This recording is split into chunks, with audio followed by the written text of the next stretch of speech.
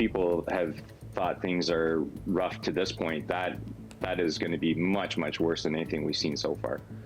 York heads into the red zone as some health officials sound the alarm. Plus, people were not vaccine confident in the north. I seen that there was like a hesitancy in taking the vaccine. There was no trust. as the vaccines roll out, some First Nations members refuse to opt in. We take a look at the push to fight hesitancy. And we do not get rid of the reasons behind why people are picking up these guns. The violence is just going to continue. A community in mourning, rallying to stop gun violence on their streets. This is CBC Saturday News.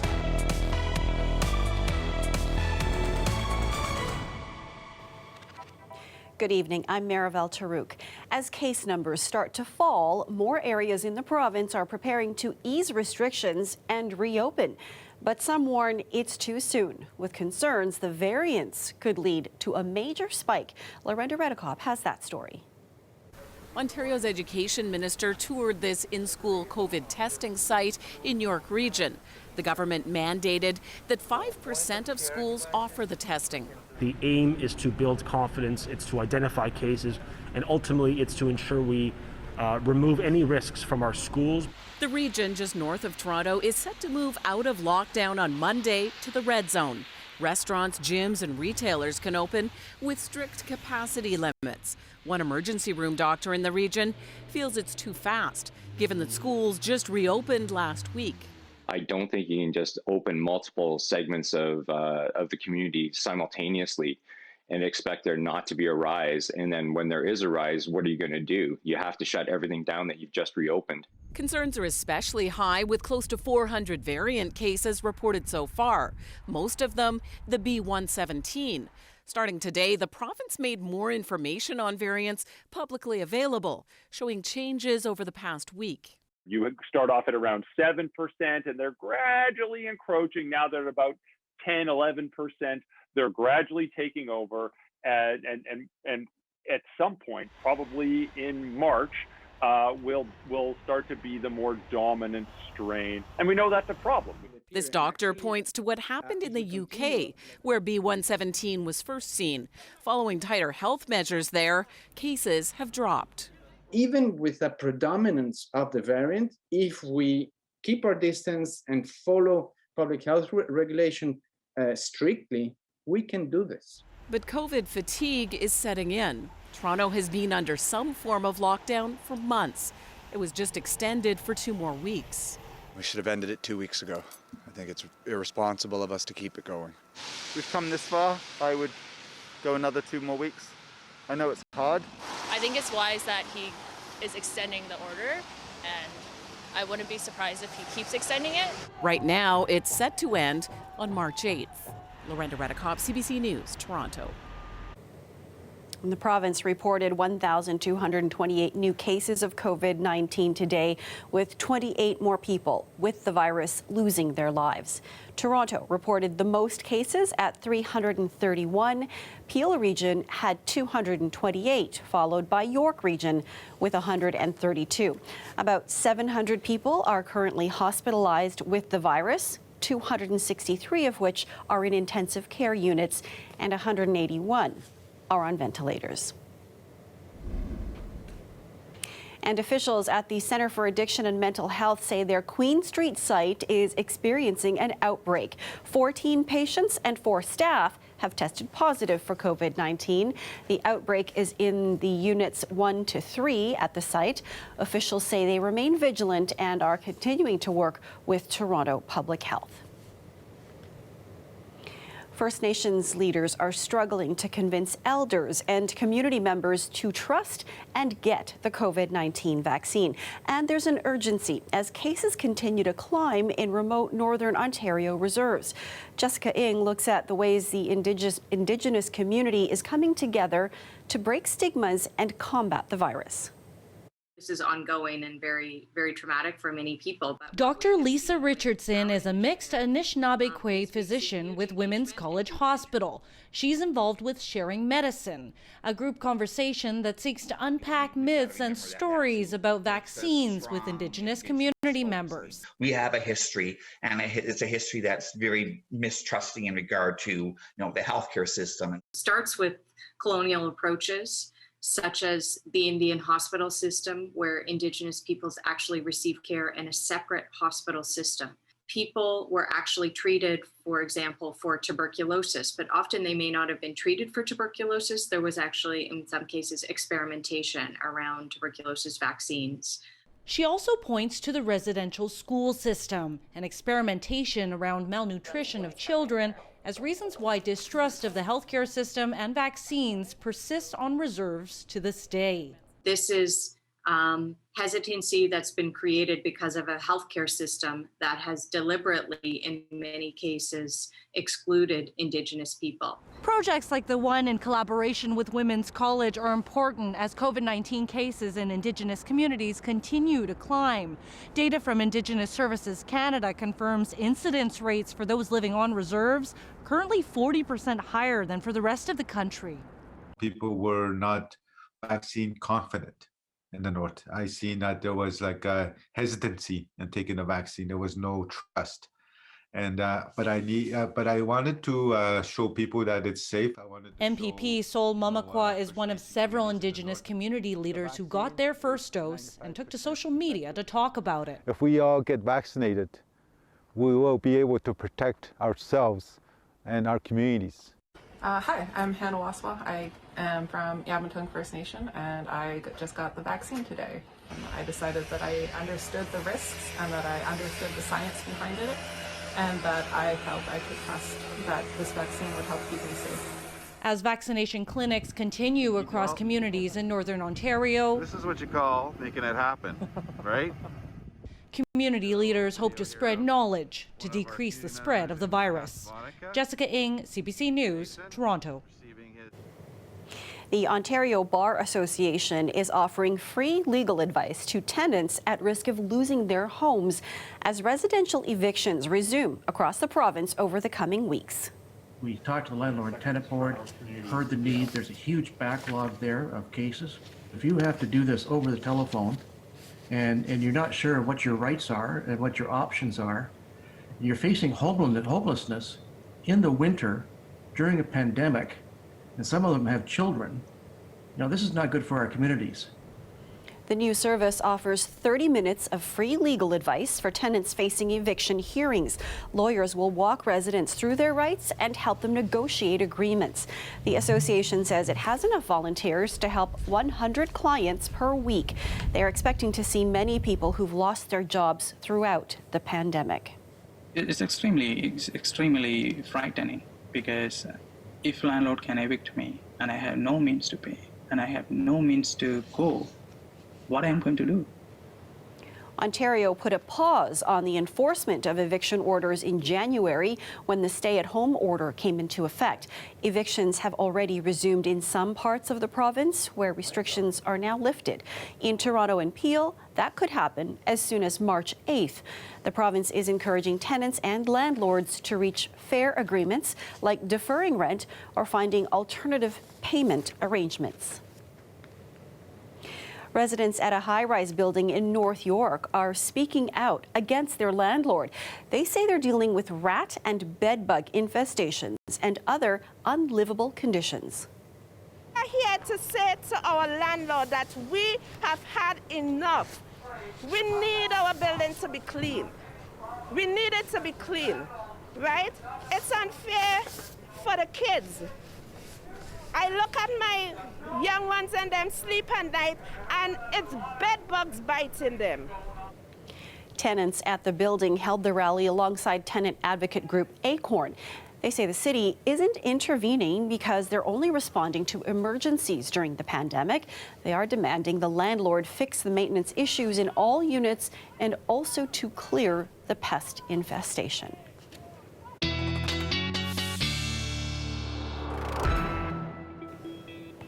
a live look at Windsor tonight. This is the first weekend the region is in the red control zone after coming out of lockdown on Tuesday. Indoor dining, fitness studios, and retail shops are all allowed to be open, but with capacity limits.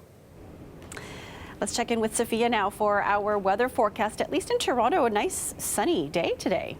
It was a brilliant Saturday. Lots of sunshine, blue skies, perfect type of seasonal weather for you to get out and enjoy all those outdoor winter activities, the sledding and the walks. We're watching a few of these squalls dissipate. They won't be around for too much longer. And then really you have calm, you have quiet, you have high pressure. Saturday overnight around -11 and more of the same vein for your Sunday morning. Sunday afternoon we warm up quite nicely. -2. Bang on seasonal for the first time in what feels like a while. But with this higher jet stream, this warmer push of air, comes a looming Colorado low. Yeah, you knew it was in the wings, right, folks? It's going to be a Sunday night into Monday type story. You'll watch the cloud cover push that sunshine away Sunday afternoon.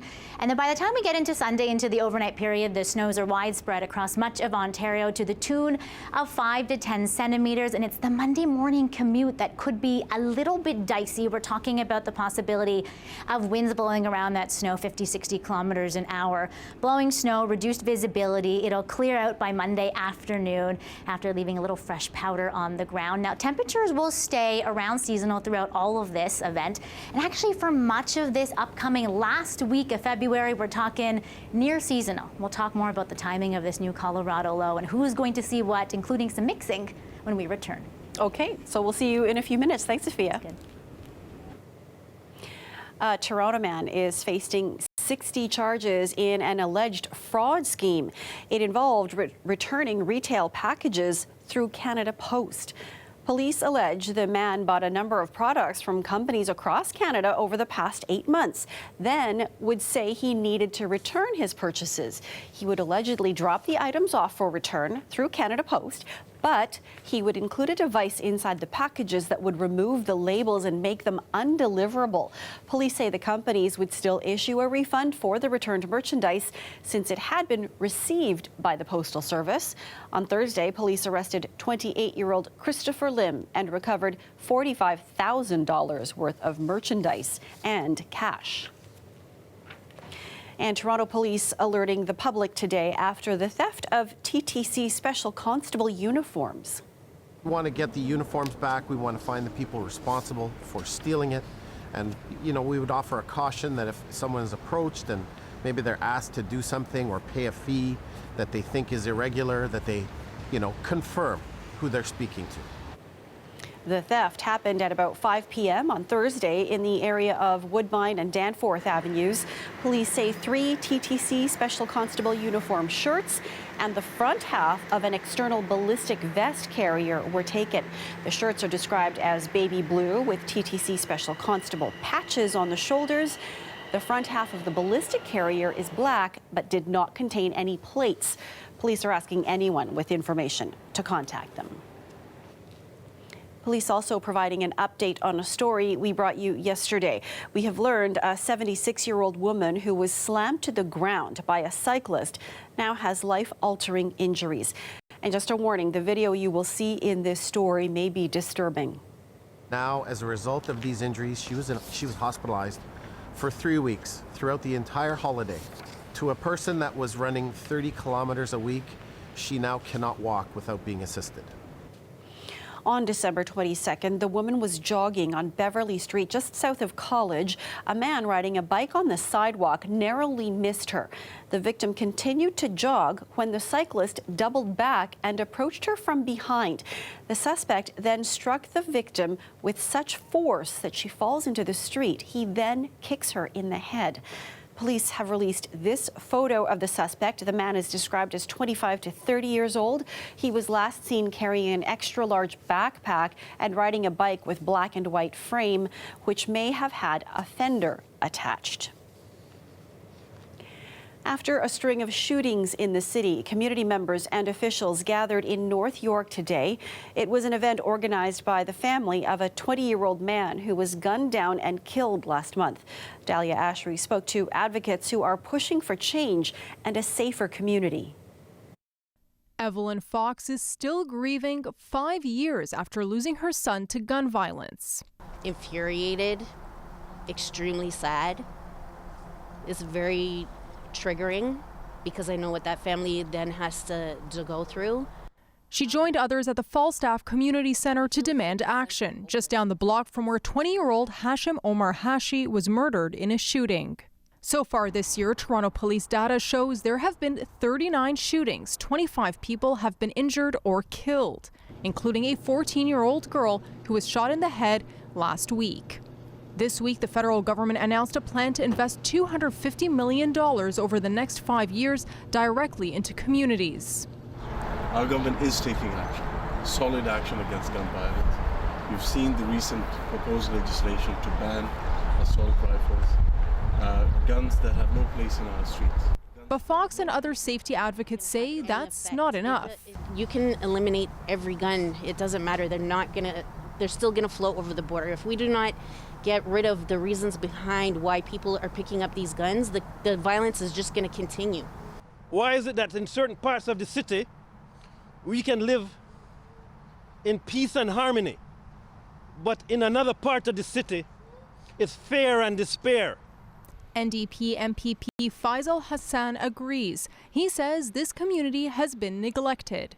Many programs have been cut in this community. What we also need is those who are not employed and not in a school, also to give them investments in skill trades. Safety advocates continue to emphasize the need for an action plan, one where community members, police, officials get together and work on a solution. The local city councillor says more can be done. I think what we need to do is work with the young youth at a very young age before they get into the gang-related incidents. And I think there's a lot of work that we all need to do, but not just the politicians, but the community as well. Nunziata said she's been working closely with the youth in the community and trying to get more investment into the neighborhood. Today she announced a new community center will be built in the area, but did not say when construction will begin. Dahlia Ashry, CBC News, Toronto.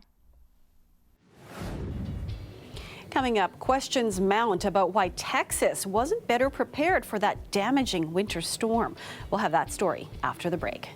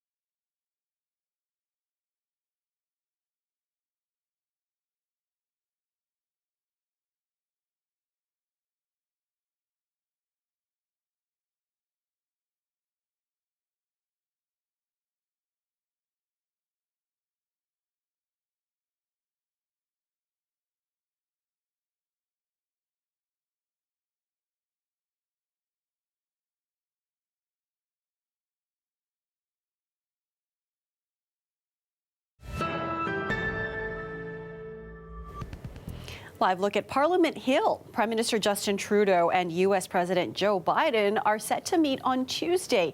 It'll be the first bilateral meeting between the two leaders. They'll chat virtually, discussing joint efforts on the COVID-19 response, climate change, and economic ties. Well, the U.S. president has approved a declaration of major disaster in Texas following this week's freak winter storm. It comes with residents struggling to cope with the aftermath and questions over why the state wasn't prepared better. CBC's Stephen D'Souza reports. In Houston today, the cars snaked in massive lines as people lined up for the most precious commodity in the state, water. In Dallas, hundreds waited in their cars for supplies, the weather just now warming up after a frigid week in which some people, with no power or running water, resorted to boiling snow.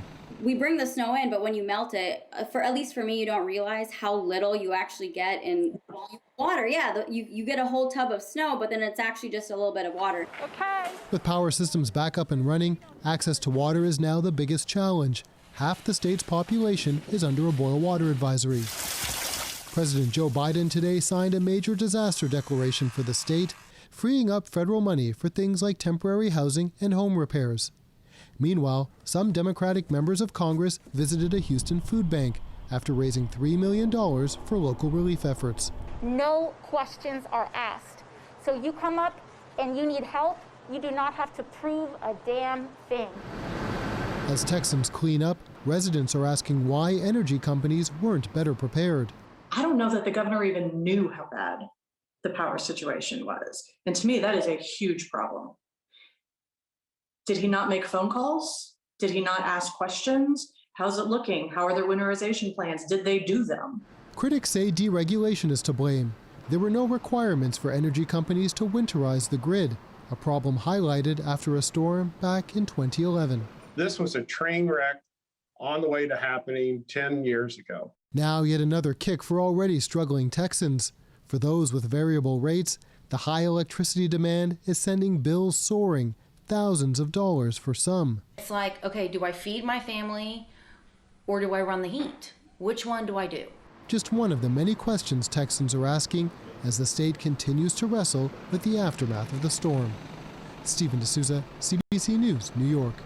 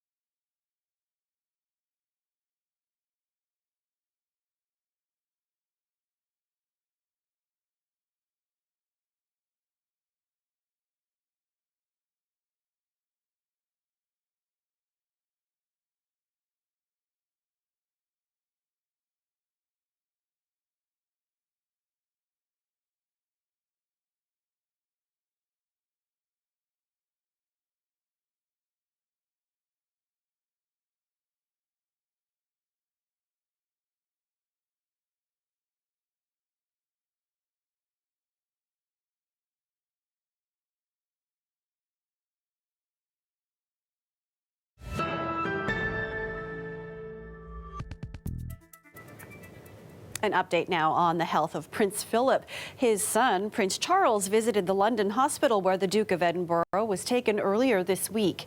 The Prince of Wales stayed for about 30 minutes. Philip was admitted on Tuesday after feeling ill. He is expected to remain for at least a few more days. The exact reason for his hospital visit hasn't been disclosed, but it is not related to COVID-19. Prince Philip will turn 100 in June.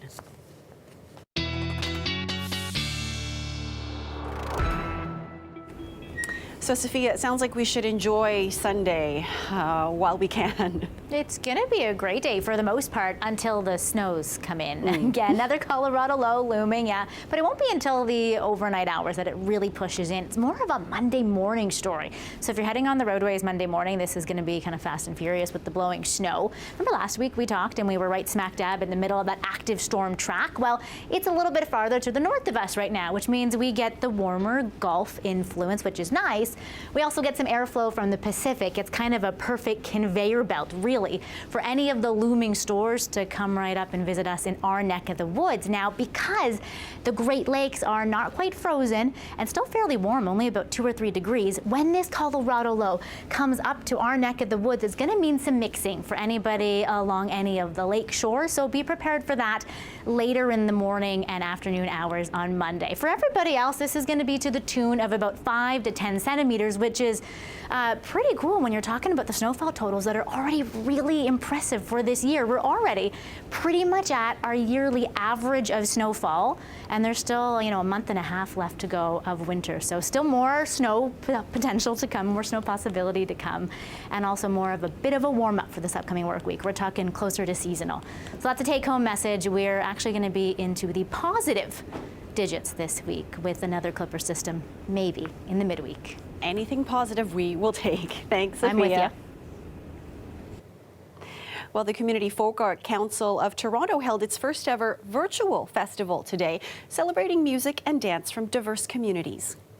Because it's virtual, it can be watched not only by our Canadian audiences, but also audiences all around the world. So at the heart of it, really, it brings back that notion of connecting the art form with the people. The free 2-day festival features acts from several Toronto groups, as well as international ensembles. The organization is dedicated to preserving folk arts within the city. Great display there. And that's our show for you tonight. Thank you for watching. We're going to leave you with some shots of snowy Dentonia Park in Scarborough. Have a great night, everyone, and stay warm.